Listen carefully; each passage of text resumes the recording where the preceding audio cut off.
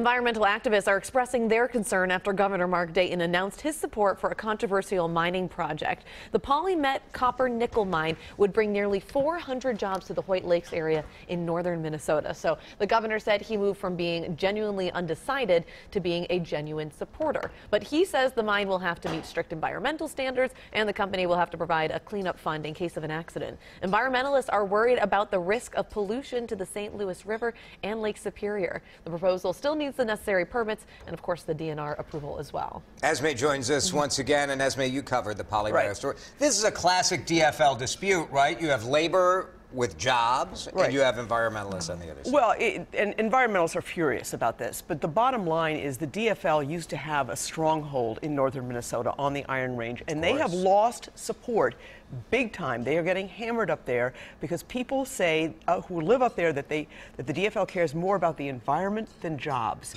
So Governor Dayton, they sold out to city interests with the cities. Governor Dayton throws his support behind this mine in Hoyt Lakes. He is not supporting the larger mine, which would have 800 jobs near Ely, because that is close to the boundary waters. I think this is what the governor is doing here, is trying to get that balance. A little bit of an olive branch. Let's talk about national politics. We had two Republican senators unleash some no-holds-barred criticism of President Trump yesterday. Take a listen. When the next generation asks us, why didn't you do something?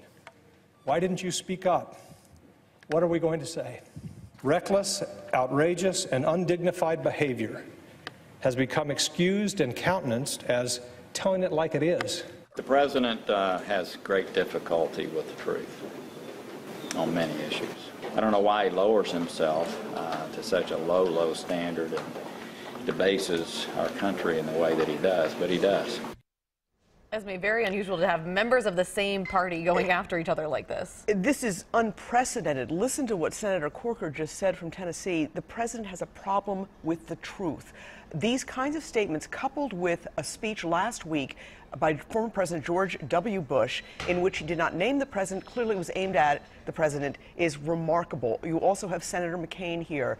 There are four very prominent people in the Republican Party, these senators, the former president, Senator McCain, who are voicing their opposition to the president.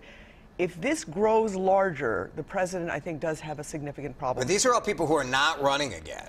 Right. So it's a little different. That, in a way, you could say the president won. These people who oppose him are... And he will say, yes, I think the president thinks he does win, and certainly Steve Bannon thinks he won. But getting rid of these stay tuned here, because this is really uncharted territory. It's something else, isn't it? We do How about the tweets? Let's get today's tweets, guys. This has become the usual. Okay, the meeting with Republican senators yesterday outside of Flake and Corker was a love fest with standing ovations and great ideas for USA. Esme, I mean, this is your every single morning. Right. Well, and the president is doubling down, so he's keeping this story alive, and I think that's important as well. Tax cut legislation, is it going to go anywhere with all this stuff? I think it hurts him. I really do. He doesn't have that large a majority in the Senate.